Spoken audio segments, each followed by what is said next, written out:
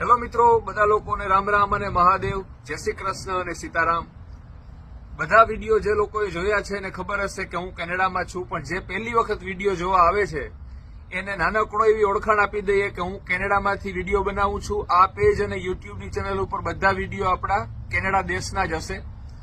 ઘણી વખત ફેસબુક અને યુટ્યુબ ઉપર હું લાઈવ વિડીયો સ્ટાર્ટ કરું છું કે જેથી કરીને આપણે સગા સંબંધી અને ફેમિલી મેમ્બર સાથે જેમ વિડીયો કોલમાં વાત કરતા હોય એ રીતે વાત થઈ શકે, પણ તમે લોકો ક્યારે ઓનલાઈન થતા હોય યુટ્યુબમાં કે ફેસબુકમાં એ મને ખબર ન હોય, છતાં હું લાઈવ વિડીયો સ્ટાર્ટ કરું કે જેથી કરીને તમે કંઈક પૂછો એનો હું જવાબ દઉં અને લાઈવ વિડીયો તમને દેખાય, કોઈ પણ એડિટ કર્યા વગર। તો બહુ ઓછા માણસો લાઈવ વિડીયોમાં આવે છે, એટલે વાતચીત કરવા માટે આજે આ એક વિડીયો બનાવેલો છે અને તમારા લોકોનું એક મંતવ્ય જાણવાની ઈચ્છા છે, તો પ્લીઝ કોમેન્ટ કરજો વધારામાં વધારે। મારો વિડીયો, મારું આ મંતવ્ય, મારી સલાહ કે મારો વિચાર ખોટો છે કે સાચો એના વિશે કોમેન્ટ કરજો। વાત એ છે કે ઘણા માણસો અમેરિકા જાય, આપણા ગુજરાતીઓ કેનેડા આવે, લંડન જાય, ઓસ્ટ્રેલિયા, ન્યુઝીલેન્ડ, વિદેશમાં જાય, પછી એ નાના વિદ્યાર્થીઓ હોય કે મોટી ઉંમરના આપણા વડીલ હોય, એ ત્યાંની લાઈફસ્ટાઈલ તમને વિડીયોમાં બતાવતા હોય કે ભાઈ અહીંયા રોડ આવા હોય, અહીંયા મકાન આવા હોય, અહીંયા શાકભાજી આ રીતે મળે, અહીંની લાઈફસ્ટાઈલ આવી હોય, માણસો આ રીતે અહીંયા રહેતા હોય વિદેશમાં।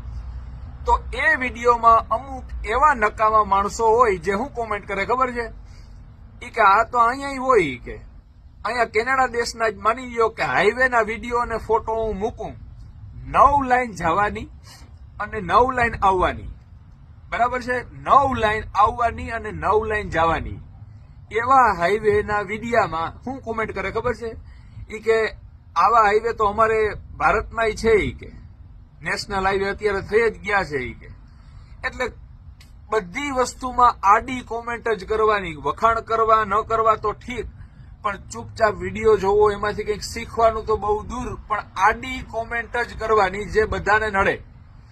હવે તમે રાજકારણ અને વરસાદના કારણે અત્યારે જે રસ્તાની અને પુલની હાલત છે એમાંથી રડવામાંથી ઊંચા નથી આવતા, અને તમારી 5 પેઢીમાં પણ આવા હાઈવે કોઈ નહીં જોવે, બરાબર?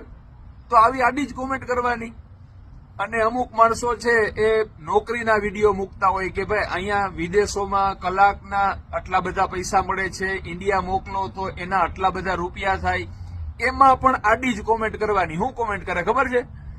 એમાં કોમેન્ટ કરે કે અહીંયા ઘરની ખેતી કરી હોત તો આ મજૂરી કરવા ન જવું પડે કે હવે ભાઈ તમારે વરસાદ વધારે પડે તોય રોવાનું, વરસાદ ઓછો પડે કે ન પડે તોય રોવાનું, ગાયુંને લીલું કે ખાતર મોંઘું થઈ જાય તોય રોવાનું, ચૂંટણી પહેલા ઓલા રાજકારણીઓ ખાતરની થેલીઓ બંધ કરી દે, ખાતરની સપ્લાય બંધ કરી દે તોય રોવાનું।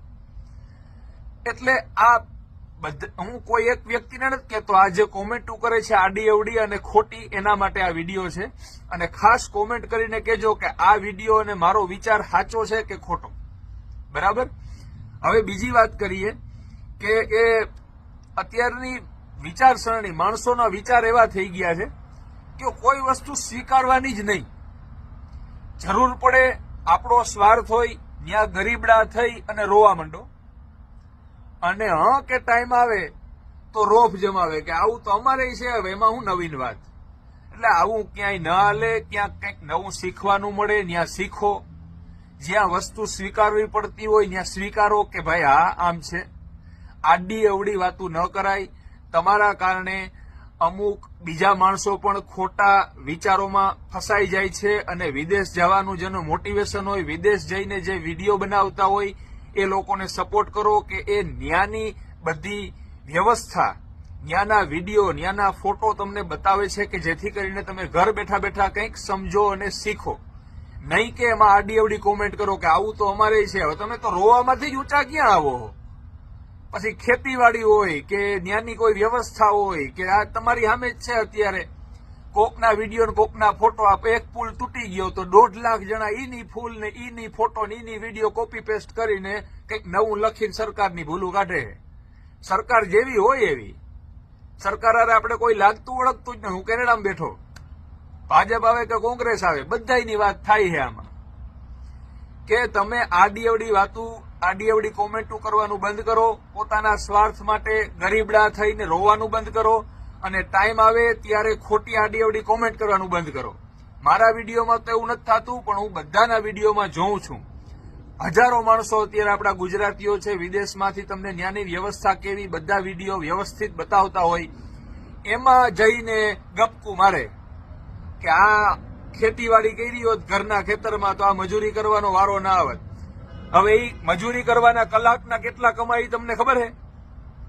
તમારી ખેતીવાડીના 15 મહિનાના રૂપિયા થાય ને એટલા એના 3 મહિનાના રૂપિયા થતા હોય કમાણા. ખબર હે? બધી વસ્તુ ખબર ન હોય તો ચૂપ રહેવાય, કાં તો કંઈક નવું વસ્તુ કોઈક શીખાડતું હોય એ શીખાય, નહીં કે એમાં ગપકા મારવાના. વિડીયો સારો લાગે તો લાઈક કરજો.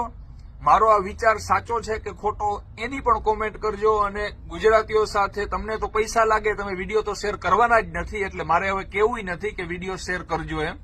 મન થાય તો કરવાનો વિડીયો શેર, નકર જે માતાજી મહાદેવ.